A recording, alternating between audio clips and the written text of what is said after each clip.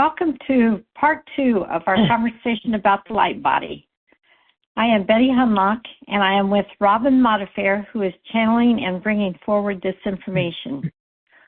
Robin needs no introduction to those of us who have experienced her guidance. Whether you have been supported by Robin's individual or group sessions, workshops, or her many recordings on her website. We know Robin for her gifts of guiding us to a deeper connection with Source and ourselves. Robin reminds us that there is nothing but love. Welcome, Robin. Welcome, Betty. Hi, good to be with you again. This has been so fun. I enjoy the time that you and I have been sharing prior to this conversation, just warming up, being able to talk off of camera and off of recording on this extremely vast subject that has kind of taken over my whole life as of late, but has been such a wondrous and expansive journey. So I'm so happy to be taking it with you and a party to your wisdom and all of your experiences and the ways that you bring a lot of the spacious, and I even use the word quantum insights in this area and in this subject into a more understandable language for everyone out there. That has been priceless and very much appreciated by me as well as so many. So thank you so much for always being willing to do this and host these conversations. I'm excited to get into it today. So we're doing light bodies levels 4 through 6 today, I think is what we've decided that we're going to talk about. Yes. All right. So, of course, light body 4,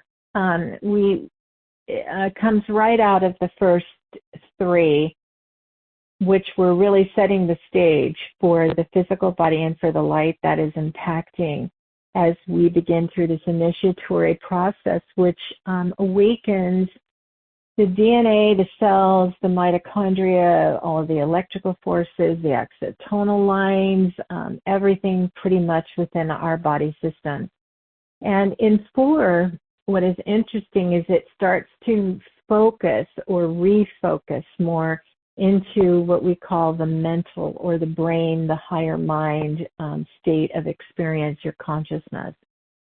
And some of the ways that the opening or the awakening of the transmissions of light body begin to affect that are in loosening the mind's grip, and this might be terrifying to some, but on reality itself, on our linear and defined way of seeing what we think reality is. Some of you may have encountered your experience with level 4 in ways which are some masters, some others that have written on this subject call it the moment of synchronicity, where things start to come to you, people start to come to you with messages perhaps of, that there may be a mission or there's more for you to know of yourself than you know at this moment. You may have an experience that is outside of your grip on normal reality that comes to intercede in what we call our physical or day-to-day experiences. We have, for many years, been experiencing these transitions and transmissions of light. What I most want to say up front is that this cycle is not a linear cycle. It is everything but that. It is completely non-linear, the development of your light body and the way that it will show up in your life. It is important for all of us to understand what it is and how it is awakening within us, how it interrelates in our world, and also at times seems to overtake our world. To some who may be experiencing difficulties in the light body process, resistances, they may experience a lot of other symptoms at this particular time in the fourth level, which might be cluster style headaches, great pressure in the skull. So a lot of people might look into cranial sacral work at this time, where they're working with people who can open up the occipital bones within their skull. You may have electrical sensations that run and enter into the scalp area.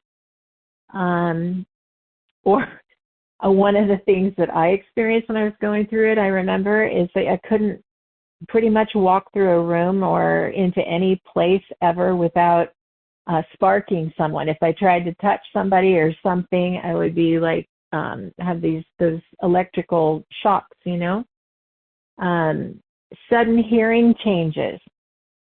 You might feel like you're getting deaf, or everything goes really, really quiet for a moment, and then you hear these really intense rings, like tones in your ears.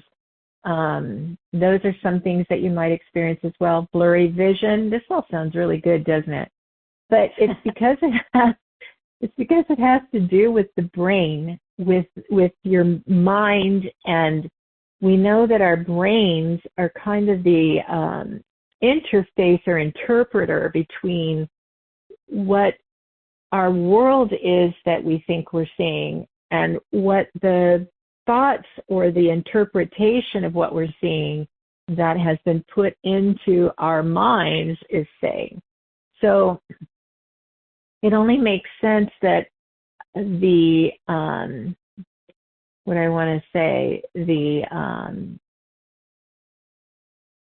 intermediators or the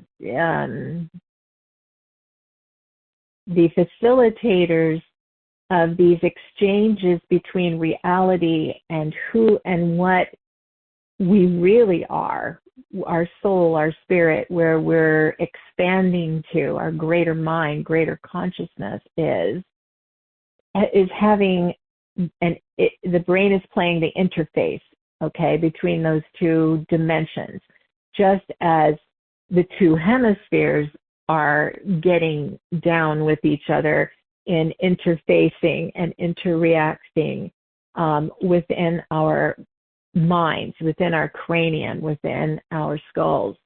There'll be a lot of work there. I remember when it probably wasn't the fourth light body that I was experiencing, but for some reason I was being triggered back and forth, and that can happen to us as well. So just because you're experiencing in one of these light bodies, or you seem to define more what's going on with you or relate to one of the light bodies more than others, doesn't mean that you are fixed in that specific light body. You may also be kind of playing in that field, but you might be in seventh light body, or you might be in ninth light body experience, okay? So, but something might trigger you that because those two can interrelate, you can transfer back and forth into those experiences. This is a little complex, and maybe we can smooth the lines out a little bit more as we go into the conversation more. I just am trying to impart to everyone who might come across this recording and listen to it, that just because we're talking about one of the levels of light body doesn't mean that it's fixed. It's not like, oh, I'm going to graduate from fourth and I'm going to go into fifth. No, it's not exactly like that. It's not an exact science. And every one of you is probably going to experience it a little bit differently. So if you go, I'm going to use the word rogue for a moment, and find yourself experiencing a bit more in some of the higher levels as we go into them and begin to talk about them.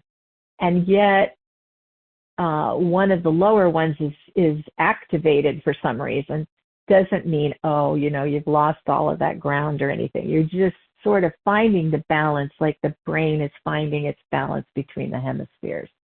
So knowing that everything is consciousness and love goes a long way for you to kind of keep that sort of in your mind as we talk about all of this, because consciousness is what we're working with right now, and because it's in your brain, it's definitely going to affect the senses that you have that are particularly devoted to that area of the body. All right, your hearing, your sight, perhaps even your speech, but most definitely your thinking. So if you feel spacey, if you feel bipolar, if you feel moments of great confusion, just know that this is probably the beginning of a lot of the activations that are going on in the head. Does that make sense at this point? It does. And what I have found for myself as we've been considering all of this information is that it truly is multidimensional. And that as a multidimensional being, the information and the different levels are certainly not linear. But the information as it's presented is like a map. It's like, oh, that's what's going on with me. So it's very helpful to know that I'm not going crazy. It's just part of the process for the physical body to be experiencing what is going on with consciousness and in our energy evolution. Yeah, that's exactly right. Thank you for saying that.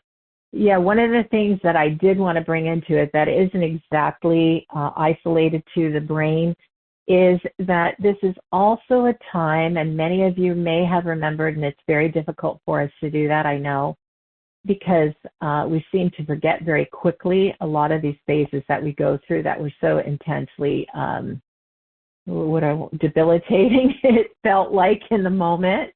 But I recall working with a lot of people, and including myself, experiencing some years ago a lot of chest pain. People were having a lot of intense pressure in the heart area, in their chest. And it's because we're getting ready to move into the fields where that expanse is vital, okay? The way that the light is moving now within the physical body is putting pressure on the next step, right? The next one to open, which is going to be your heart, all right? The heart area. And that is an awakening that when we get there, it's the biggest transition level that there is. Until we get a course into 10th, 11th, and 12th levels. So the 7th level will be mostly that transition or that mediator level. Everything leading up to it are the awakening stages, right? The preparatory light that is moving down through, if you want to call it the DNA strand, and opening each of them. But know that it correlates, that as each of these DNA strands open and correlate with a particular light level of experience, they also correlate with your chakras, okay, with 1, 2, 3, 4, 5, 6, 7, 8, 9, 10, 11, 12. So we're within all of this matrix of energetic bodies that are being affected and entangled with this entire light body awakening, which is just calling in the remembrance, calling in what we were originally created to be. It is the true state of our essence, okay? We're just returning to, awakening to, remembering to. When we use the words awake, awakening, knowing, all of that. We're talking about states and stages of consciousness. And as you move into each of these, it affects this way that we see and we define our physical reality, including our physical state of being, this vessel that we are in. So what we think of ourselves as, what we know ourselves to be, the state of our consciousness is the creator space, right? That co-creative space that envisions what it is we see as our reality. So there's a dual effect here. There's the awakening process, this light that's flooding, flowing, coming in to the body and awakening each of those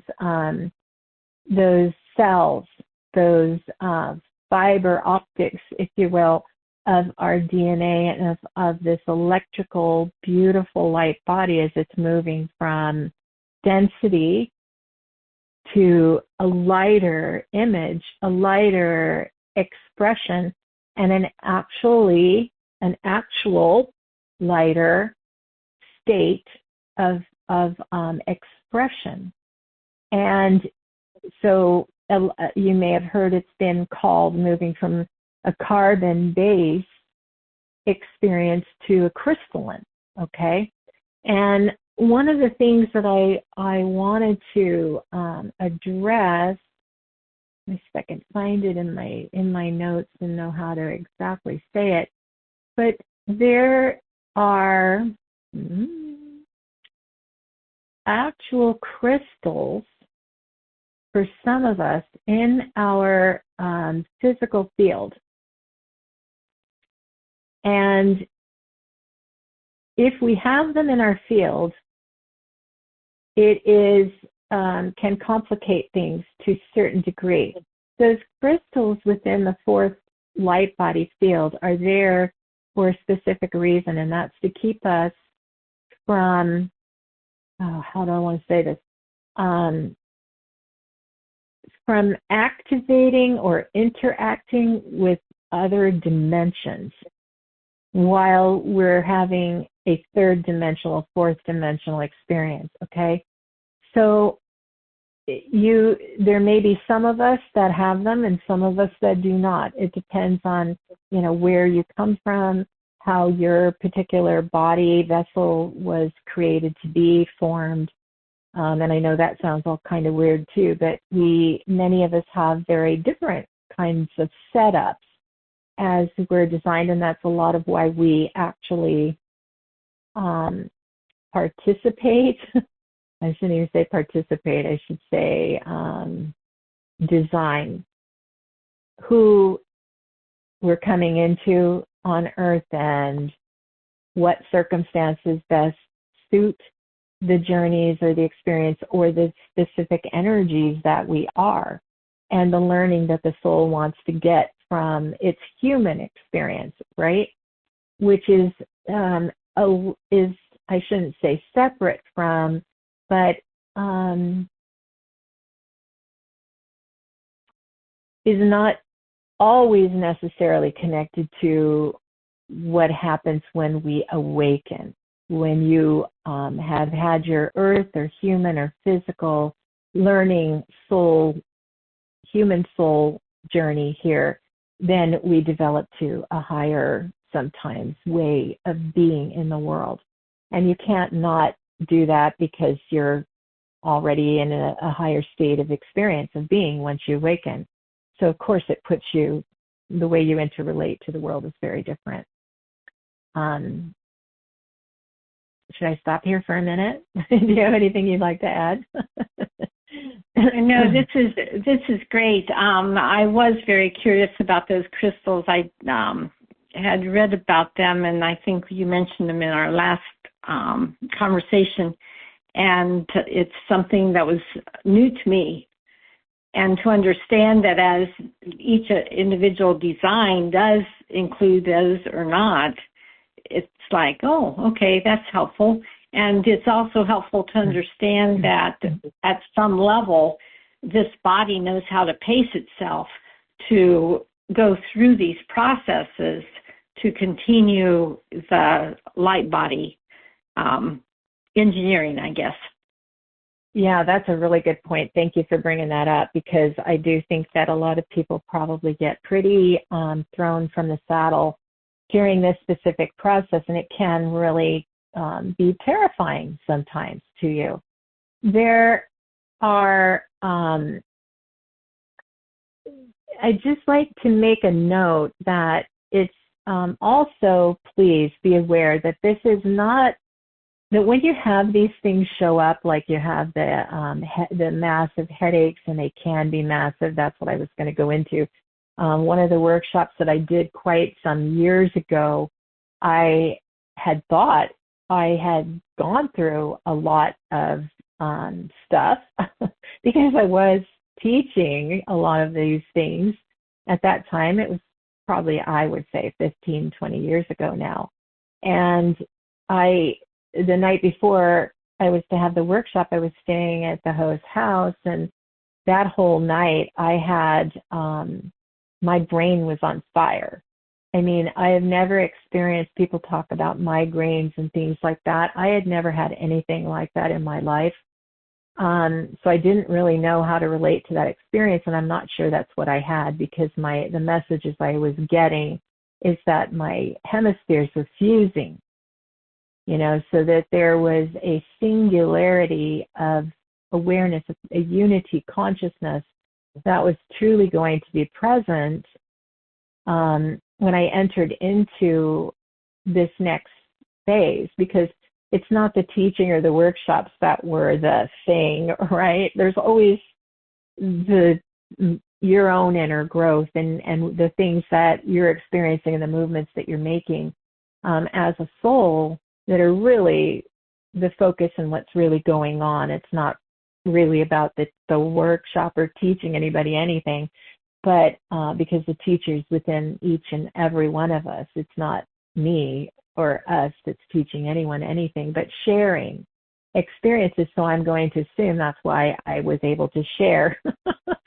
that experience with them the next day, of how I was kept up all night with, my brain on fire. I actually had to have, the host come in and put wet cloths on my head, and it was pretty intense. And I've never had it after that. So just know that, and if you get the flu, which is another huge transformational thing that always accompanies almost every single level of light body movement or experience. We used to call them transformational flus. That's what I was taught to call them when I first awakened. So anytime I get that, it's usually like 3 days long, maybe 4, and it's gone, right? It's over. And most people who get the flu, it's usually longer and maybe even more intense, but usually transformational flus are here and then they're gone. And it's so it's nothing to be really scared about. If it progresses and goes on longer, of course, have it looked at, but we're not here to be doctors or tell you that, you shouldn't go get help or anything. But just to keep you from being so terrified when some of these things go on. So this is the beginning, okay, of the mind or the brain starting to lose its grip on reality. And that's how your ego mind is going to perceive this whole thing, right? It's going to freak out and it's going to think it's going to die, or maybe there is something out there. Maybe there's not. I don't know if I can trust this thing, and why am I having these experiences? So you're going to have all these thoughts in your mind as your mind is beginning to, or attempting, which it's not designed to do at all, to wrap itself around. The brain, as we've always understood it, is, and your ego self is there to interface as long as you are in an unawakened state. It's there to help you survive. It's there to help protect you from everything you think you have to have a defense against, right? And while you're still in those early stages of unawakened, not asleep, not aware yet that you've started into conscious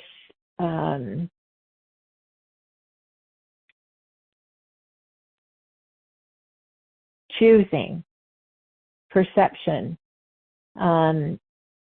You're not aware of spirit, let's put it that way, not truly aware of your spirit yet, and that it's what you are and what's working within you all the time. The ego personality setup is there to sustain you, but it doesn't know spirit at all. There is no connection. There's no way for it to know spirit because it's not designed to do that. It's not capable. It's an ego constructed. It's a human constructed, let's put it, it's a human constructed ego that protects you until you become awakened. Once you awake, then it has a service still because you're not empowered yet, maybe. Okay, some people wake up instantly, and they don't have a lot of the things that we're talking about. They might go, and it is the setup in them. So don't judge yourself or think that you're any less than, because there might be someone who wakes up like spontaneously, all right, and they're just there. They awake, and they're just awake. And they don't have to go through this evolution of stages or any of this stuff. But for the majority of people, they will have to do that. And these are some of the things that they end up thinking. So, of course, it's terrifying to your other self, right? To the normal human being who's trying to say, I don't trust this. I don't know what to do with it. I don't know what's happening to me. And it will begin to have experiences. You might have flashes of nonlinear thinking, okay, where you're all of a sudden, wow, you got a glimpse of quantum, voids, or you got theosophical, for the moment, or philosophical for the moment, and you just figured out the answer to all of life's problems. You got a glimpse of a precognitive experience or telepathy, with another individual, and you don't really know what to do with that. You get deja vu feelings, or for me, I had weird experiences. I think I've shared them with Betty. Some of the first things that ever started happening to me is and I was pretty much awake. I mean, I didn't have to go through a lot of these. I went through them really fast if I did. But I'd just be taken to another realm, another world, another lifetime. Momentarily, everything would go black and I was just gone, boom, out of where I was, sitting on the couch, reading a book, whatever, standing in the line. And I was in another time, I was another me, and it was as real could be. And then boom, I'm back in my place. So stuff like that can happen to you where you just project. You may astral travel, you might somehow slip out of your body and see, and I know this is scary, but be aware. I'm telling you all these things so that you can be aware. You might slip out of your body and be able to see yourself, down on the ground. You just realize that, oh, I just left my body. What do I do and how do I get back in it? So some of you might want to read some stuff about that, about astral traveling or projecting, or how to get back in your body. You will always get back in your body. There's a cord that connects you, so don't be afraid. So I don't know. Do you have anything you would like to add to that? Well, I just think that all of this information is very helpful for those of us who have experienced some of these things to look back and say, hey, this explains what was going on then. And because it's not linear, it's like, oh, if I experience that in the future, this is what's going on. It's not something that's scary.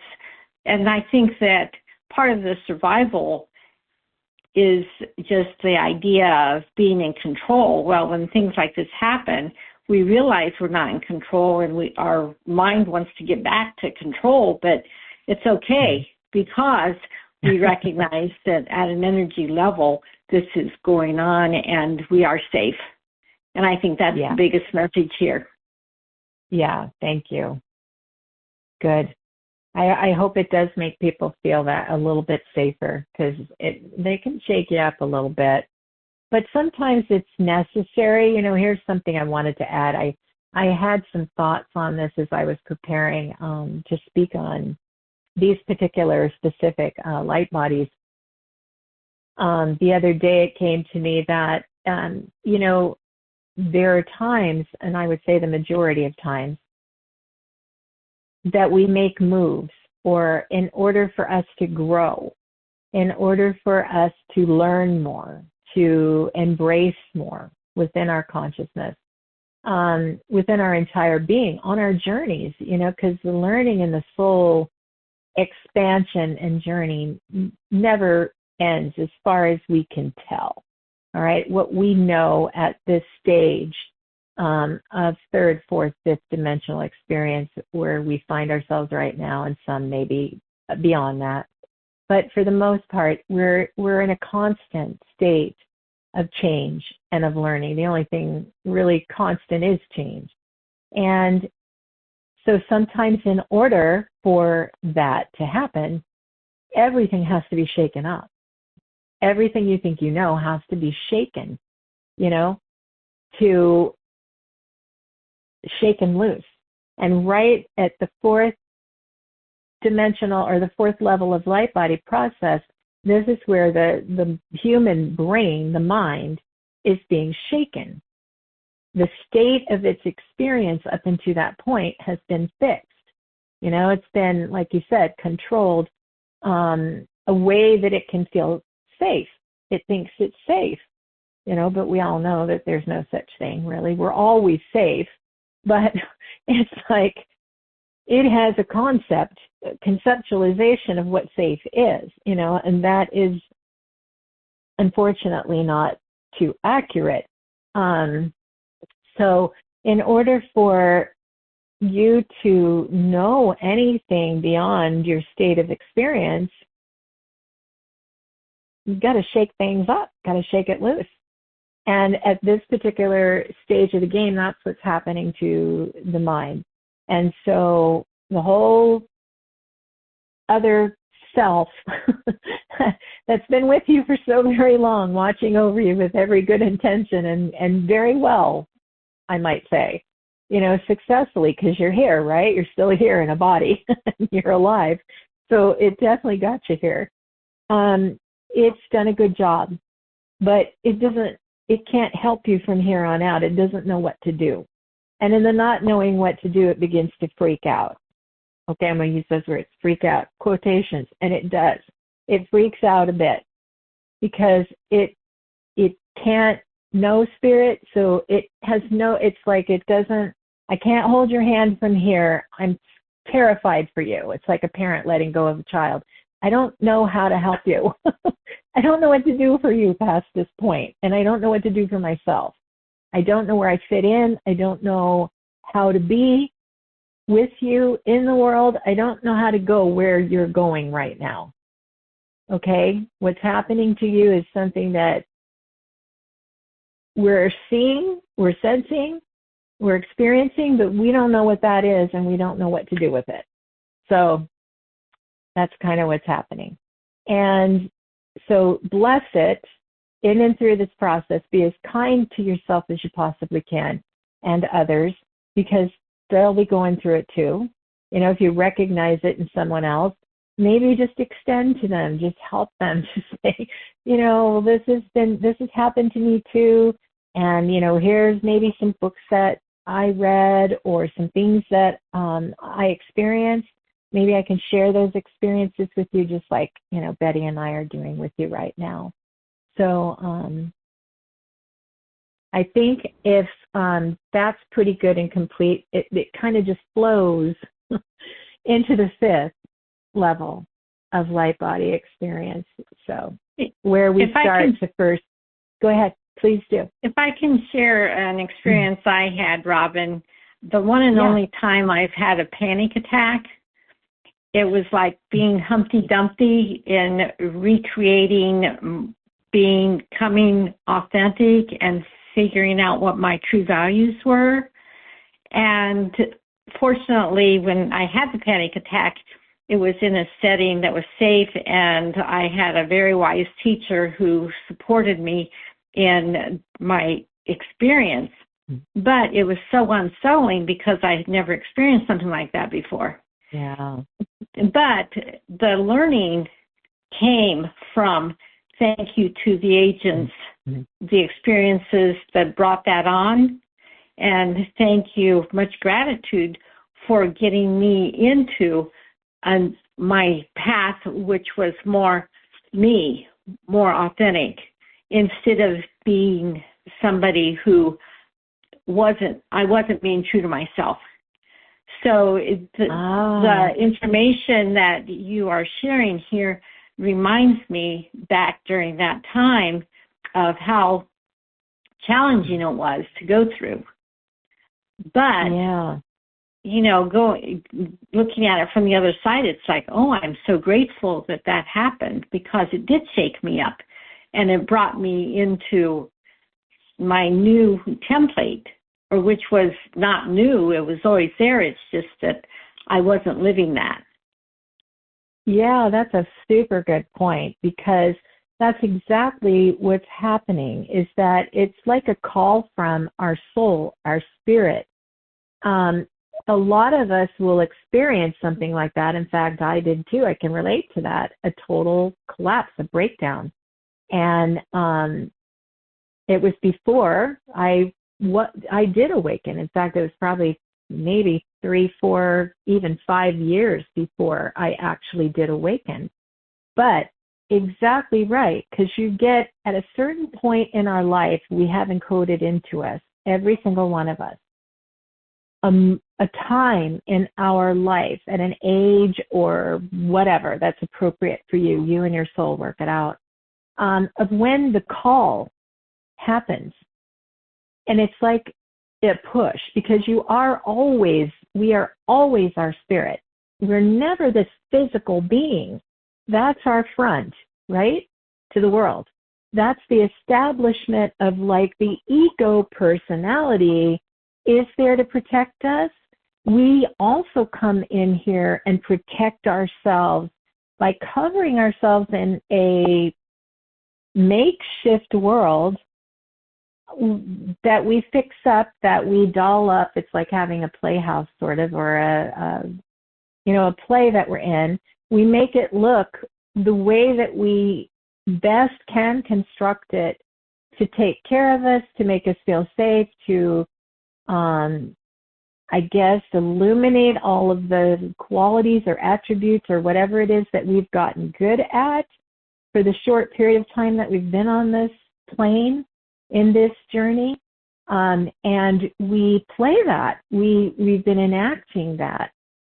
But your spirit self comes knocking at that door at some point in our life and says, hello, hello. And it doesn't force you, it doesn't push you. With some people it does. Some people it just pushes them off the cliff, it's like, or the pool, sink or swim, and for others it's more gentle than that, and there's a transition time, because they don't want to put you in a mental institution, right? It could happen. I mean, sometimes when these particular awakenings begin to unfold in your life. So I'm so pleased that you brought that forth, because I think and I've never really considered it or given thought to it before, but you're actually absolutely right.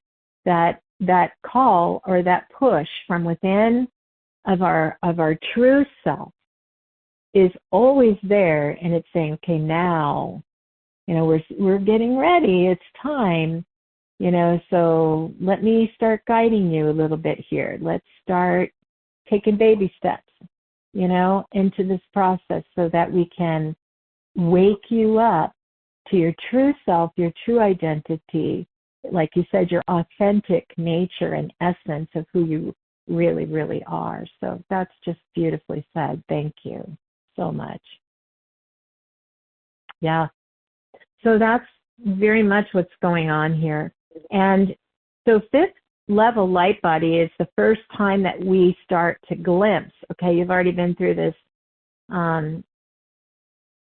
interesting experience of the brain going through all of the things, like a reconstruction, if you will, of how it needs to be set up in order to now accommodate, right? It's getting new pathways. It's like coming online in different ways. It's becoming less linear thinking. It's more non-linear, maybe, and a little less grippy. It's holding on a lot less tightly than it did before. So now we can begin to introduce spirit, your real self, all right? And for many, you're going to probably be, some of you might be relating to this, is when we talk about spirit as being something like outside of us. And for a lot of people, that's how it does start, all right? It starts with like an outer experience or a sense of angels or of fairies or elves or gnomes or, dragons or, magic or, maybe high, galactic, ETs, Merkaba. It's all kinds of other realms that you think of as spirit or your spirit nature. It can be elementals, getting deep with the spirit of earth and with all of those practices and appreciations. Could be other cultures, native, it could be all of that, So, but what's really happening is it's the spirit that you are that is what is saying, we're here. I'm here. You're here. This is you. We're here. And yet there's still an outer, sort of interaction going on that's helping and assisting in the awakening for you, that's softening the blow, because you can look through, all of those things and realms and start to play in them and experiment with them. What do we want to call kinesthetic, energies, what's the others? Tools like pendulum and table tipping and, channeling and, all of those gifts and clairvoyance and tools and things like that, that start to talk to you. They're integrating, they're resonating with you, healing, energy work, light work. I could go on forever because there's so much of it, and it really embodies and encompasses everything that is, that you never really looked at before, or may have never really looked at before. And if you did, you may have isolated it to an interest. Maybe you were interested in hypnotherapy, or you did herbs or some kind of natural medicine, or, you might have started with something, iridology, little things like some kind of psychometry, testing. What do they call that? Testing for kinesiology.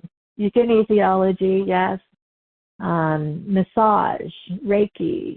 Those are what we call the light levels of fields that begin to work that are playing on the DNA, or playing on those genetic fields, or playing on, beginning processes of making you aware. So you have now your spirit, which is this vast, encompassing, beautiful, amazing, limitless expression of you that is now talking with you. It's interrelating with you. It's saying, hi, this is you.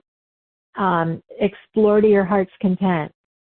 There's no limits on you. There's no fear. There's nothing to fear.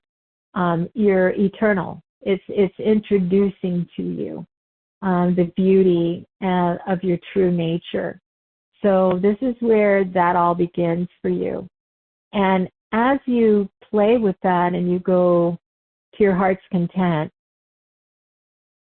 some of you work to the place faster than others might, where you begin working really deeply with turning within. It's no longer just the practices and the tools and the things that you're doing. It's this need, this intensity, this longing to know who and what you are in your inner realms, to explore there and to travel there, to feel the intensity of that inner connection to your true light, your true self, the knowing. And all of that. So there's like a transference that's beginning. It hasn't happened yet, but it's starting. And you may be doing that through, meditation and toning and chanting, and, kind of affirmation, all kinds of stuff that leads you into that inner realm of self. So that's kind of where we're at right then. So when that happens, your mind is still your mental body now that's like vibrating like crazy, ready to just kind of, what's the word I want to use? Not shatter, but integrate itself with all these fields of light that are overtaking you, inviting you. It's saying, it's still going, I don't know what's happening. I don't know if this is real. I'm not sure that we should trust this. Everything in my life is changing, and I'm not sure how that's going to work out for me. What is that going to look like? So your mind is still in there, thank goodness, and it's still giving you all the same sort of questions, and bless its heart, it doesn't know, it doesn't have any answers, and it's not going to be getting any, because what's required of it at some point is obviously the surrender, right, into just releasing control and being all right with that. And it can't really do anything else. It can pitch a fit, and it can put up a fuss for quite a long time, though. And you may feel really crazy. Sometimes you're depressed. Sometimes it's exhilarating. Sometimes you think, and trust me, in this particular level of light body, this is not the last time you're going to feel like that. Because in the higher levels, as all of all starts to open up, and you realize that you're so much more than just the way you were picturing yourself as spirit as well, you do that as well. You go through those same exact feelings, but they're more intensified. So you're feeling disoriented, probably. It's terrifying. You're feeling also liberating at the same time. It's exciting. You have deeper experiences during this specific level of light body of you find that your sense of empathy, sense of relating to your sensitivities, relating to other individuals, other people's plights, because you're going through, it's awakening and opening up. It's starting to work toward your emotional field, right? So because when your mental starts to come in line, then we know that there's a blending, right? The mental is going to trigger, again, the next place that you're going. So it's starting to happen. And the heart it's coming into line a little bit more fully, and you're feeling more stuff. That also is your sensitivities, your telepathy, your ability to be clairvoyant or clairsentient, the feelings of all of this that is happening to you through this consciousness that's truly, truly awakening the mind and the body and your reality to who and what you really are. So that's starting to come more fully into play within your human physical life.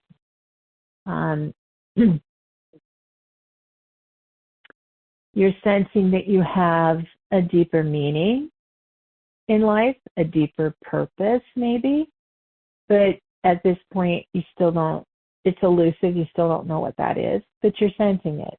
You know that there's more. And obviously there's more because all of a sudden in your life there's more, right? You can't make sense of, you're not really sure where it's going or what's going on right now, but you know there's more. So it's a softening. For the mental body, we call it the first softening, right? They use that term a lot. So it's its first experience with its first softening of sort of letting go, of loosening up, breaking down. You still want to know if you're crazy, if you're imagining it. So you'll test yourself all the time. What if I'm wrong? What if I'm right? So it's the two hemispheres constantly, going still, back and forth, back and forth, back and forth. That's how they weave, into one another. That's how the new pathways are created.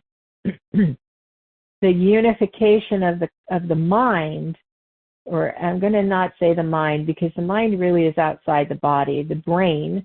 Okay, so the unification of that helps give space to and interface to the more unified field that you truly are, that we genuinely are in spirit. And for quite a long time, we still carry, that sort of dichotomy or duality, polarity, if you will, within our consciousness. But I know from all of my information and my experiences that too is changing, because the human organic brain and the mind have been being worked with for so very long now by light, the essence of light, and everything that's come into our field in our worlds, and the natural evolution process that we've been continuously going through has introduced the necessity for the reworking, rewiring, I'm not even going to say programming, because there's no programming anymore necessary for the brain. The brain will no longer be that sort of interface. It will simply be an interface between what we call higher mind or God consciousness and whatever reality or experience or dimension you find yourself in. It's going to help you, like you were telling me earlier, how it's fascinating that you can take multidimensionality and bring it down into words that can paint a picture, give a description to sort of allude to what you're seeing, what your vision is, what you're sensing, what you're getting. The mind, the brain, is the brain is going to be that organ that will be interfacing now. It's not programmed, because if you programmed it, then you've got a limitation. You won't be able to be processing multi-dimensional fields of information into us and imparting it, in whatever world you're sharing in, or dimension or space or vibration or frequency that you happen to be in, beneficially if you don't have something to help you translate that, right? So as far as I know, I understand, and it doesn't make me perfect or that I do know absolute anything at all, but this is what I've seen and what I'm getting, is that that's the position. That's the way that it's going to work from this point on. So when we talk about the fifth level light body, the information, of course, is information that I brought through in the 90s, okay, and taught then. But things have progressed some and evolved some from these states that we were experiencing then. It's not completely expanded, but there are places within them I've noticed as I'm bringing them out again and revisiting them with everyone, that they've changed. I can see the change. I know, and I'm noting that there are differences in those specific levels at this time, in things that we might not need to do again or revisit again, because they're kind of already done. Just like we stated with the first three light bodies, that they were actually established and done on the entire globe, the planet, in 1989, right? That was a pretty much a done deal. Everyone had at least gone to the third level light bodies. So that's sort of a given. I don't expect that there are any souls at this point, maybe brand new souls, maybe, that have to maybe go through some of these lesser fields again. But we really are quite far along in all of these processes. So when we talk about them, we bring attention to them, it's really to kind of help catch you up, bring you up to date with maybe what you've gone through already. And as we get into some of these higher levels of light, I would say past 6th, 7th level there within that area, you might want to start looking at them a little more closely to help you determine where you might be. And there may be other tools that you can use, to ask what, if it'd be helpful for you to know sort of where you're at with them and which ones you're working with right now. Well, the explanations help me to understand as I look back at some experiences in my life as to where I might have been at that time. For example, with this fifth level, I remember going through a phase where I was questioning every thought that came to mind. Is it conformity? Is it conformity to family values, to society values, or is it mine? And when I was going through that, I recognized it's like, hey, I'm a free spirit.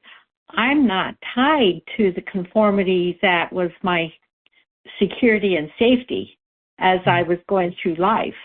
Now I can expand and grow to, once again, be true to myself and to enjoy my own passions and experiences in a different light.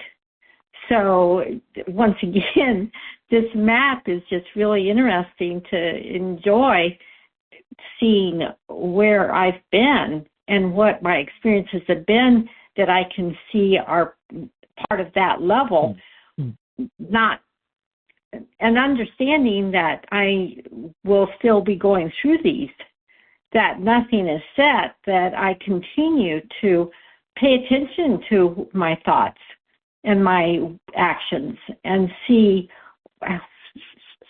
where they're coming from, because we are all influenced by so much in our daily lives. And just paying attention to how I'm influenced, where I'm influenced, and where I'm going to be centered within my own values to go forward in each moment. Yeah, that's really well said. Thank you. Yep, exactly right. So that's kind of part of what is to be experienced in the fifth level as we're going through it. That part of the questioning is really, really interesting because, of course, it triggers a lot of our inner child stuff, right? That's where you're talking about your family, your relationships, your patternings, where are some of these things coming from? And there's such a great, vast wealth of learning and experiences that can come out of that particular level when it starts to awaken and open. And I'm going to call them also their vibratory levels, okay? They're frequential levels of our expression. So understand again, I just want to reiterate that these resound through all of our body systems, through the chakras, through dimensional systems, through the hierarchical levels of, frequential and resonance, and what we resonate with, what dimensions, what can we access, because we can really, as these awaken, as they open, and as it's in correspondence to your DNA awakening and opening, each of that carries a resonance, a frequency, and a vibration. Those are, of course, established now in your field of expression, right?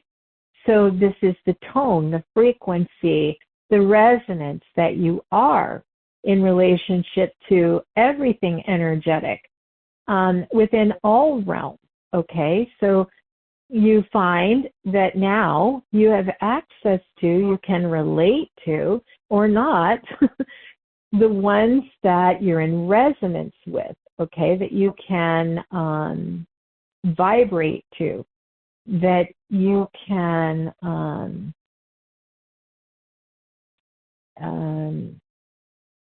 move or shift your frequency to enter into. So these are also stuff that starts to be simultaneously occurring within our journeys, our experiences as we take them to fully awakening and embracing and evolving or ascending, or whatever it is that you want to call, moving in the direction of freeing ourselves from the illusion or the forgetting, the veils, the ceilings, the constructs, matrices. I mean, I could use a million, billion different words that are defining and containing us until our recognition is such that we can leave the cave, right? We can leave the cage. The door is always open, but, we're so accustomed to being in a cage that we don't leave it. So it's like these are all things that are interconnected, thoughts, all of the planes of thought, all of your realities, all of your timelines, all of your dimensional spaces of self, right, are all interconnected as the light comes online in our self that we're experiencing to be right now, or wherever you are, whatever state you see yourself in, right? And like you said, we do have control over how quickly that goes and how quickly it might not go to some degree, but it still has to process. So part of that is we've done that with the trusting um, how parts of us open and parts of us close down. So it's like this constant upheaval. You know, I'm really, really high and exhilarated, and most of you may go on drugs at that time because you feel like you're bipolar or something. I don't mean illegal drugs if there's any such thing, but some kind of balancing drugs. You don't need them. It's just a state of what's happening. So maybe more grounding, meditating, you know, the things that we've talked about in earlier, like the chakra balancing recordings that we had, also would give you a lot of insight into things that you might do to help yourself through the process, because none of this is separate from the others that we've discussed. It's not separate from the talks we've done on soul and soul jumping, soul exchanges, soul. It's all the same. It's all related. It's all connected because we are all there is to be. So if something happens in one specific particular field or level of our being, it's pushing and starting and starts transmitting to everything that we are. And it changes us. It mutates us. It transforms us, right? We transition, we become, and we're always doing that. We're always doing that. It's our minds, and it's whatever we've seeded or from wherever those things have come from that we've allowed in or have come into us, whether we've asked for them or not, as a part of our experiences and said, oh no, you're not supposed to look beyond there. You're not supposed to, you know, see over there. Or don't read about that, or don't go here. You know, we've already put limitations and judgments on what can be triggers, keys, again, maybe things that rock our consciousness, our reality, that shake us up to enable us to get us ready for our next transition and evolution, right? So I know I'm getting ahead of myself in this, but I know that the people who will be listening to this are able to handle this because, you know, most of this understanding of these levels has been around a very, very, very long time. It's not new, but it may be, you may be revisiting it, you know, having not maybe recalled it or remembered it or put it in this particular light of the way that we're speaking about it right now, so that you can embrace it in a more comprehensive way to understand that we're not isolating this like to talk about just light body. It's not. It's about us. It's what we are. It's everything. The work with the chakras, it's everything. It connects and affects everything. The soul affects everything. The elementals and how your relationship is with all of those levels of experience, of creation, that affects everything. It changes us, right? It brings a new nuance or a new aspect or a new quality to the love, to the expression, to the beautiful light that we are, and how we transmit in our world, how we are with each other, how we unfurl, you know, our gorgeous co-creative essence into all that can be. So anyway, I get so excited, my heart like goes when I start talking about this stuff. It's just bigger ways of thinking and expressing, and I'm really just trying to tie them all in, because I think, again, our minds, our brains compartmentalize so much, so frequently, that we get just tone deaf, right? We look at one specific thing and we miss everything else. We're looking for one certain thing and we miss a messenger or a message that just came to us from somebody, because we're too busy and preoccupied with, I got to get this specific tool right, or I'm looking for this specific answer right now, or I'm working on, this specific thing. And there may have been a time, and there probably still are times for that, when you're working or you're dealing with an individual for specific higher intent, right? But we have, as the beings that we are and how we were created to be, we have the capacity. And this is the place that we're being called to now, that we're finding ourselves experiencing in now. And we better wake up to it. And I know that sounds forceful of me, and I don't like to do that. But we are multidimensional beings. And it is what we're experiencing right now. It is in our world. It's all around us. It's in our minds. It's happening in our bodies. It's happening in our thoughts.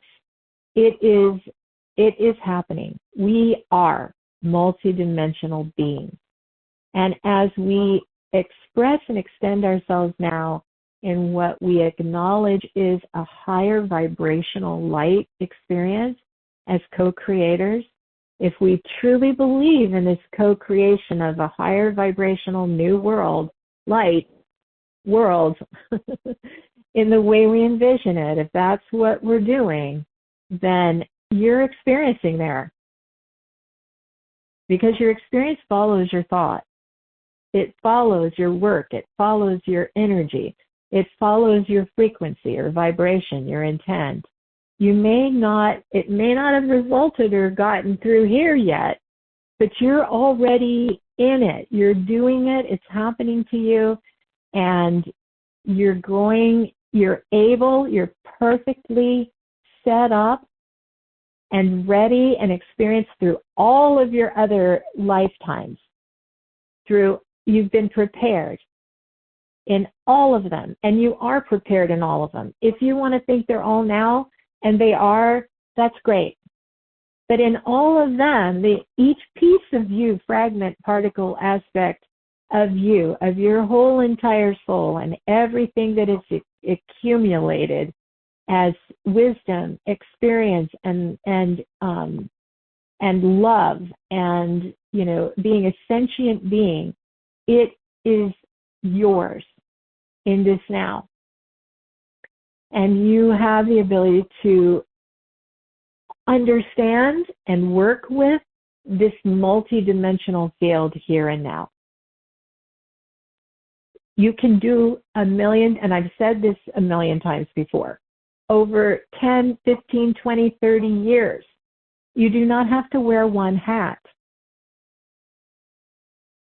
You can wear 1,000,000 hats at the same time, because that is the capacity that you have. This is the power of what is awakening in you, what has awakened in you as light beings. This is what makes us so unique, so divine, so sovereign. This is what we're prepared and have been preparing to be. And in order to be that, if you're fully expressing that, you're expressing multidimensionally. There's no limitation on your ability to do all of these things all at the same time. Always. Effortlessly. For a while, we're in training, because it's new as all of that stuff comes online, and it can be a little exhausting. And that's why the majority of people are really, really feeling so. They're going through a lot of that. Your exclamations the last many years about how exhausted, how really to your soul drained of energy, why they're so tired, and feeling all of this stuff. It's because it takes a lot for us to not only be coming online with this light that is infusing with us, but and acclimating to it, getting used to these high frequencies of expression and power and knowing and I don't even say pulls, but remembrance and expansion, that's all happening all at the same time. So the incredible opportunity, challenge, uniqueness of us doing this with our physical selves, which we didn't really ever have to do before, we weren't doing before, is different, is a very different experience. And it requires a lot. And that's why as we move into the sixth level of light body, you will find that that is the one where a lot of beings, a lot of energies that are living in their bodies and in this third, fourth dimensional reality, just decide that, they just don't want to do this in this life. And they opt out. They take themselves out in a lot of different ways. They choose to leave. They choose to not complete in this life, which is absolutely fine, because they can do it in another life. They can do it in another experience. And chances are that they may have already. That is not something that I was given or told. It's something that I just sense, because if we are experiencing in all of these timelines and all of time and all of space and all dimensions and all universes, all at the same time, there's a part of us existing connected to all of that all the time, then chances are in one of them we may have done it already. And that's why maybe in this one they're not feeling so, all up in there. Not feeling it, right? That they want to do it this time. So there's no judgment on that whatsoever. So you can just let that go too. There doesn't have to be any pressure in that way. Oh goodness, I don't want to do it. So, there's a mark on me or somewhere I've gone wrong or there's something wrong with me. No, there isn't. And it's not easy. It does require, a lot of energy. You have anything you want to add at that point? Well, something that has come to my attention is that within your words, within this recording, there are energy activations that are lighting up within our light bodies. as the information is being presented, and it's a matter of just coalescing that and integrating that and pausing to allow that and surrendering to it, as opposed to it's like pushing forward and it's like, oh, I need this. So it's a different kind of energy to sit back, pause, and integrate. Yeah, that's nice. Thank you for that. I think that's pretty cool. There's in that fifth level, going along with maybe what you just offered to everyone is that awareness within that space, that it's the first time that you're aware that, hey, I really have the freedom to choose here. I can choose to do this all the way in this life. I can choose to follow spirit. I can choose not to. And you do have that choice. We don't have the choice of the light body still moving, right? For as long as you do it. However, as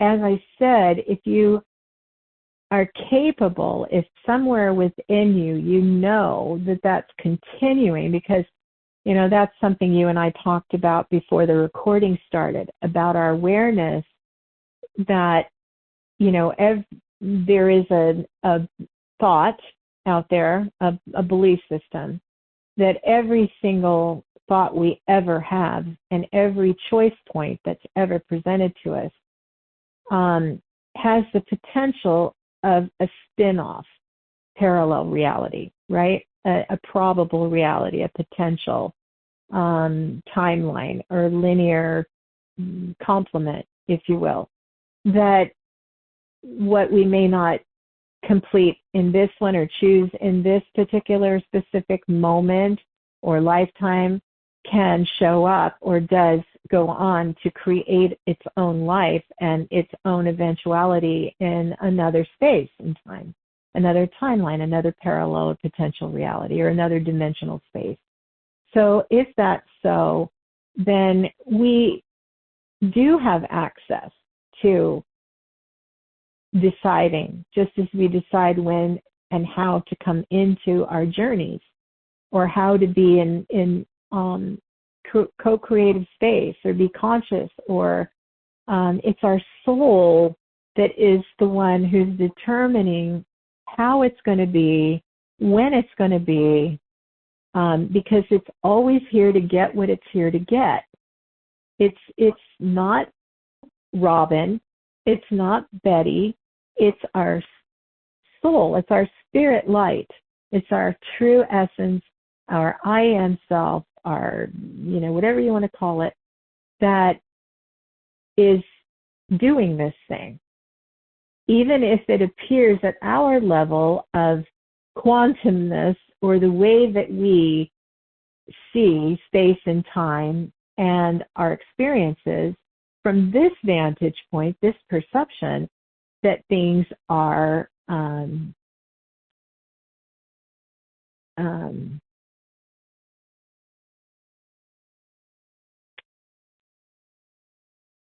determinate or detailed or specific or disassociated to one another, or detached, fragmented,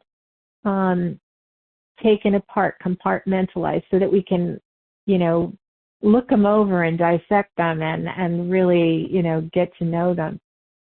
In the other perspective, where we're one, where we're whole, where we're unified already, the soul, the spirit light of us is just saying, okay, we're not putting all of our eggs in one basket. We're learning all of this up. You know, from our point of view, our vantage point, if they say no over here, well, that's all right, because we've got our light is on this too. So we'll see how this goes. You know, if they make that choice, this is how it ends. We'll watch this, you know, timeline or this experience or that linear, not linear, but parallel potential reality play itself out to its end. It doesn't have to observe just one thing. We don't have to be just one thing. We just, once we're conscious and we're awake and we're aware, if that's what we permit ourselves to be in this timeline, in this particular journey of third, fourth, fifth dimensional existence, then we can choose, we can make a choice if we want to be conscious and awake and take that journey, or we do not. And at some level, I think we do that.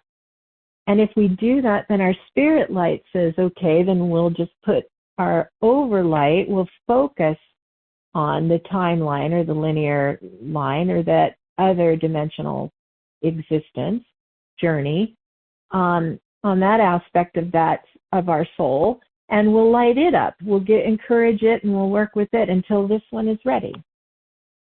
Does that make sense? It makes a lot of sense. Yeah. Instead of having to feel like, oh my God, we're fragmented, or we're doing anything wrong, or we have to put judgments on ourselves, or we have to compare, or we have to feel guilty about anything or ashamed of anything. No, that's stuff that you learn up through the what do I want to say? This psyche the psyche, of the journey itself, the stuff you're fed before you awaken. Those are all the things that are innate, organic, and relative to whatever world you have walked through, or timeline, or journey, or whatever you want to call it. I know it's all confusing because everybody's talking about timelines and journeys and parallel dimensions and realities, but they all do exist because everything you can think is. Anytime you have a thought, it goes into a creation, a creational space. So it's all very fascinating. But you truly make, really, really good points about helping us to understand that, choose or not choose, work it or don't work it. It's more, and hopefully an experience of love. The journey of love and its intention is to be with it, is to just, allow it, to surrender to the process, to know that the lights come knocking and it's time. If you want to couple with it, partner with it, ask it in to allow it to birth, to come forth in your life. And these are some of the things that help you to understand that you're in the process still, and it's happening. You're still with it, even though you might be questioning yourself, denying it, backtracking or backwalking it somewhat, wanting to close doors. There may be a whole lot of evidence in your face that that's not happening. That at some level you've given permission, you've already decided that you're going to do this thing, but there's a lot of stuff at the human egoic consciousness brain level that is going to look differently for a while. And it looks different for each one of us. Exactly. Yes, it does. Yeah, it does. So this is where our self-awareness comes in.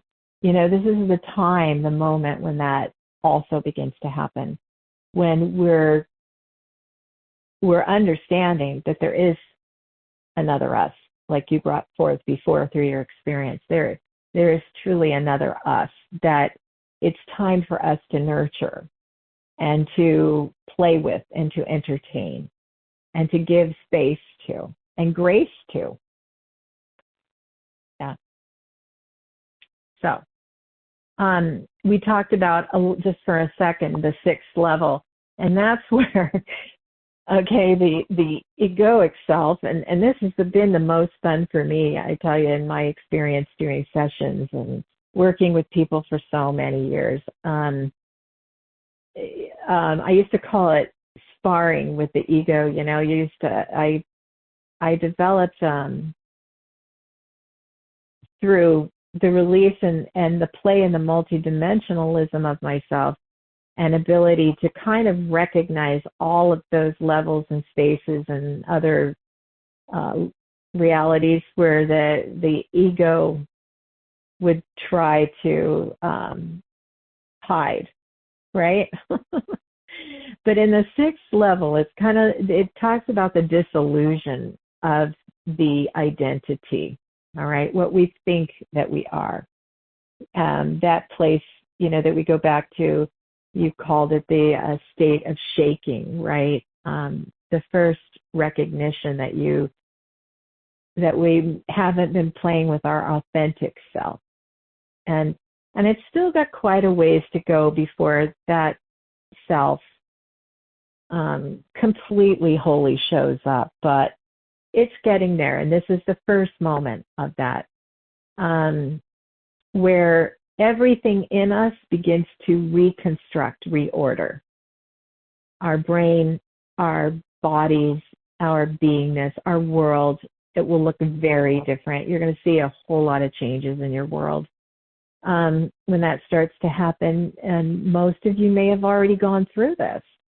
I'm suspecting that you have a reordering of your life, which would require a lot of times losing friends, moving, relocating, changing jobs, perhaps husbands, wives, your life taking a very different direction, looking very different in a lot of ways. And how we process all of that, how we're integrating it, dealing with it. It's not an easy time. I call this it's a very major transitional time. The others tend to be more physically, does that make sense? Like physical symptoms, things like that, which is interesting because it involves the brain so much. But once that has happened within the brain, the mind, it outpictures, right, in physical life, like everything does. It starts first with thought, then it goes into your physical material world. So now it's going to be affecting our physical reality, how everything looks, and reshaping that. And for most, this particular phase is a lot of cutting off. It's a lot of separating out. So you may feel extremely lonely. You may feel very depressed. You might be questioning if this is such a good thing I'm experiencing. Did I just lose everything I thought I loved, right? Everything I was, all the people that I, was close to. How did everything go so wrong or so bad, if that's the way you choose to look at it? So again, this is why we're talking about these things out loud to people, is to help them to understand that it may look and truly feel really, really like a dark space moment, but it really truly is the beginning of your rebirth, of your birth into the life that you were always meant to live. Yeah.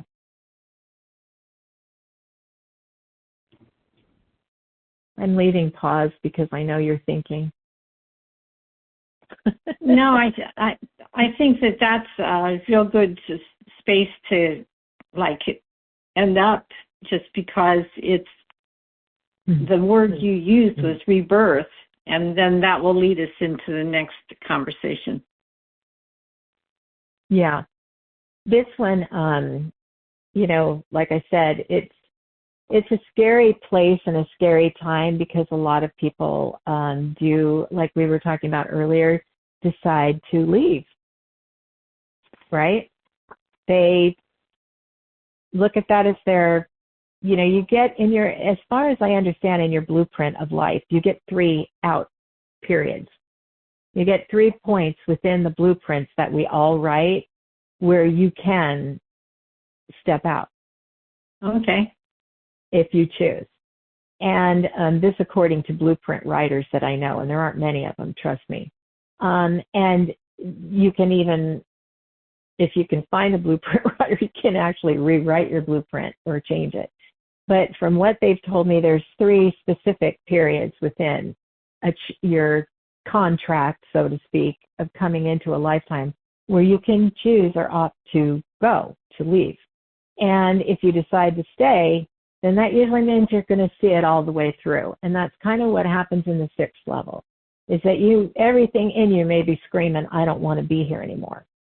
I'm not sure that I have what it takes, or I have the desire, or I want to keep going, continue on. But if you decide that you do, then everything's looking pretty bright, because you're going to see it through. You're going to do this process in this life. And that's kind of how we all get notified when you talk about the higher light or the overmind or the monadic vehicles.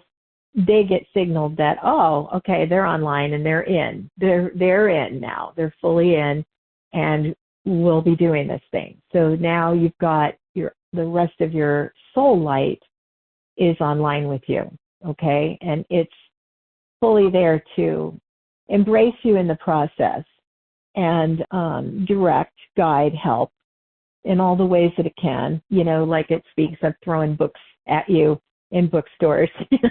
We've all experienced that, where a book falls off the shelf, or somebody says you really should read this, or whatever. Or people walking up to you and giving you an incredible message about you're here to do this or that, or you really need to pay attention, follow your spirit, right now, or just something so off the wall that you know that it can't be made up. Something happened there, but you're not quite sure what or how it did, how they knew that, how they said that, why they did. So this sort of stuff starts to help come in from your spirit. It's all set up, and it's set up to support you, I always say, confirm, right? So it's like when something happens, it's wonderful to get that confirmation. In this stage of the game, you're going to get a lot of that. You're going to get a lot of help and support and confirmation because your spirit knows you need it, right? It knows that, hey, you were faced with the opportunity to not do this thing, and that's fine. But you decided to do it. You put both feet in, and you're taking a big risk here, chance, you think you are. And you're laying your life and your trust and your faith on the line, and so it's present with you, right? It now has the space and the energy to say, I'm holy with you, you're holy with me, we're doing this thing, and just take my hand, and let's walk, let's go do it. And so it really is a beautiful moment. It's like bittersweet. It's exhilarating and delicious and soul affirming, but it can also be interpreted in a different way, because the ego self, your identity self, is dying. So it is like a death. And if you are so connected, so attached, so gripped, so bonded to that egoic self that you can't or see yourself living without it, then you won't. That's the gist of it. Does that make sense? And I know people who are going through the grief of letting go of friends who have moved, or you're moving in a different direction than they are, for example. Your lifestyle has shifted, and you're going on a different path. So I think grief is real when you're in this space for a lot of people. Yeah, it's truly powerful. It's really powerful. The letting go of other people is one thing, but you're faced in this particular level of light body with losing yourself. You see? So it's who you think you are. Right. Right. So that is like the ultimate death, because you have to completely transform yourself. I keep wanting that word transmutation is really powerful and important, I think, to describe exactly. It's like a metamorphosis. That's a better word. Okay. Yeah, you're on the brink of a metamorphosis that you just can't deny in any way, shape, or form. So it's extremely powerful. Yep. And terrifying. A lot of people might call that the dark night of the soul, that you're doing right before everything cracks open and the light starts just pouring through. Because the moment that you do that, the moment that all of this happens, and you make that decision, the commitment to just get up every morning and breathe, to turn down the thoughts that might keep trying to creep into your mind, in the back of your mind about, leaving here, you're done. And again, there's no judgment on this. This is not like religion that says you're going to live, in purgatory or burn in hell or, whatever the judgments are that, these worlds want to heap on you through their own, interpretations of things. Your soul is eternal. It's been through these things, over and over and over and over so many times, your spirit light. It doesn't leave you. You can't leave it. It can't leave you. You can just think that you're having an experience apart from it. So here we are. It's telling you in this particular journey or lifetime, you have the potential, I can help you see what you are truly, who you are truly. Let's go do it. And so that's what begins to happen. So your ego starts to take your human personality self, I prefer to call it, that you and everyone in your earlier life has helped you so lovingly define, starts to gently let go, step back, trust more, even though it doesn't know where you're going or who this being is that's leading you now. It's taking another seat in your vehicle. And you are now in communication with, for the first time, truly in a more aware way or an aware way at all, with your genuine, authentic self. Yeah, very significant, and profound in a very dense vibrational reality, level of awareness, of consciousness. And it's difficult. It's a very difficult frequency and vibration to get through to. So it's taken, it can take a lot and a long time for our spirits to get through to us, so that we can, till we develop, in order for us to develop that kind of intense, tight, intimate work together, relationship, understanding. And then you have, again, that higher part of the egoic self, that still, the human soul part, that still will be working with the states of surrender to that greater self. Yeah.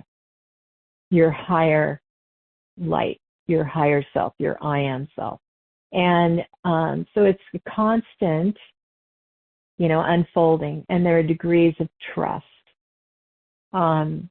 If you've put it into your blueprint and you've written it like we talked about a little bit earlier, that the moment that all of this happens, your work here, because you're that kind of being, wherever you come from or wherever you originated at, you've already done this in another life or another place. Chances are when you get the call or an experience happens that shakes you like that, you're going to just instantly wake up. You'll know it all. You'll understand it. You may still have to do some human catching up a little bit, but you're basically awake. You're not going to go back to sleep again. So that's where we are with that. Sixth level is your journey towards spirit. It's your first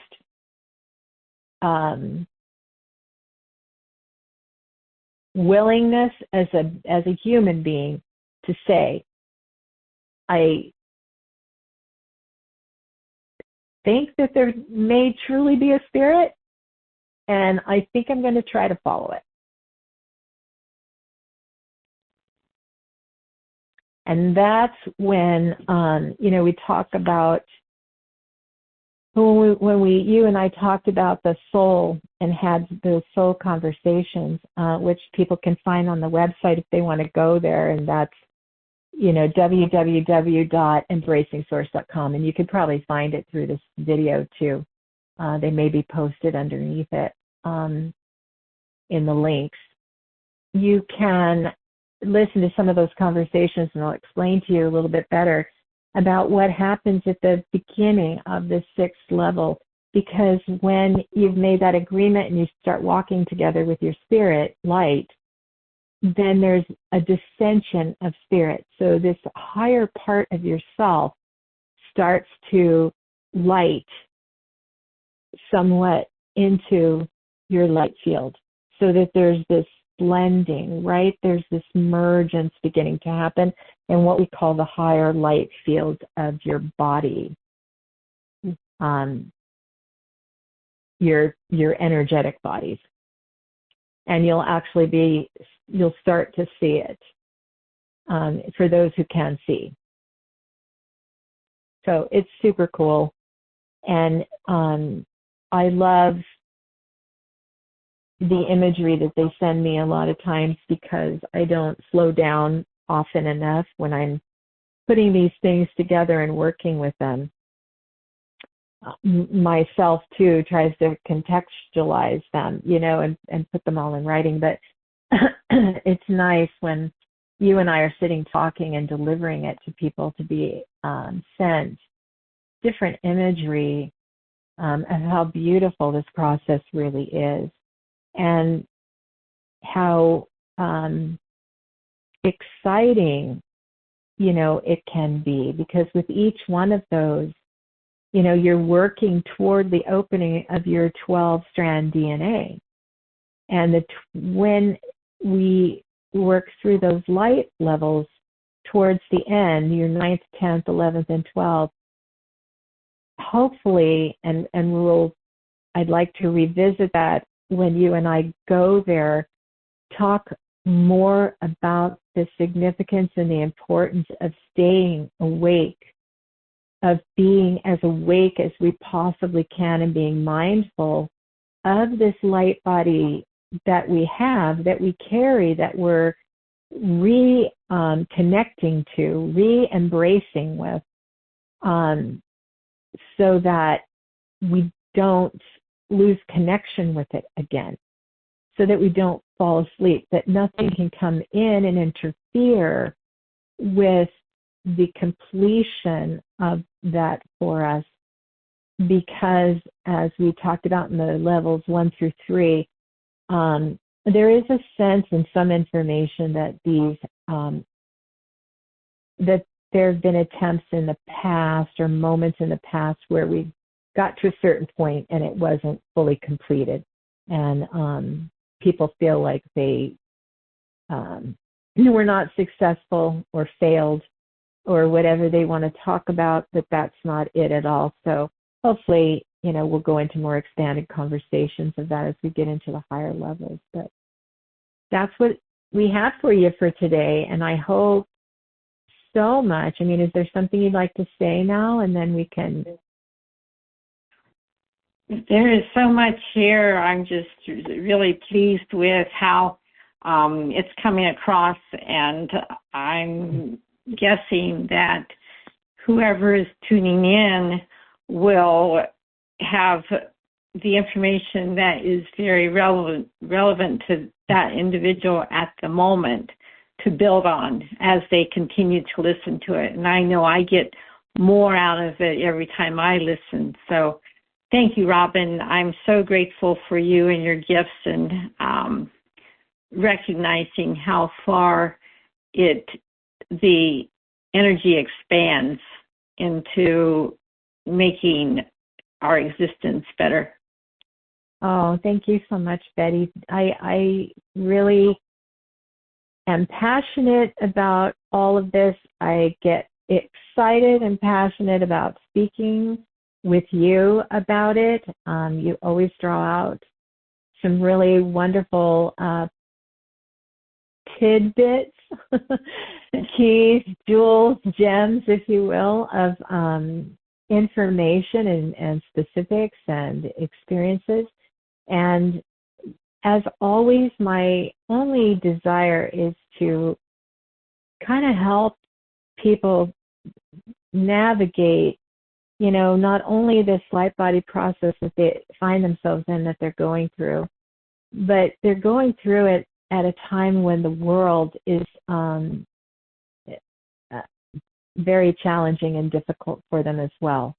And so their reality can call them from what they know themselves to be almost 24/7 in the time that we're living in now. And perhaps this will give them more of a focus, more hope, and also begin to establish more light, more constancy, more transformation vibrationally and frequentially within their own being that will affect and transmit into the world that we're looking at today, that will help to heal, some of the experiences that are taking place in physical reality, because we know that, our consciousness and the love shapes what we see and what is manifest in our created world. So maybe this will be an opportunity for us all to join in that understanding, in that love, in that higher comprehension of what we're living in, what we're experiencing in, what is really taking place, what we're really looking at, and who we really want to be in it, or maybe who we really are in it, that's better said, and ultimately arrive, more fully and wholly as a unified and divine and sovereign being, expressing in a constant state of limitless and unconditional and impersonal love. So that's my hope. And like we said, if anybody wants to learn more about it or hear our future conversations or the ones that we've had in the past, they can always visit that website in www.embracingsource.com or my YouTube site. And I believe that it's all connected. So go to the events page in the website. The recordings are all on the events page on my personal website, www.embracingsource, all one word, .com. And you'll find our past recordings and information. And I love you all, and I wish you well. And thank you again, Betty, so much. And thank you. Thank you, and thank you all.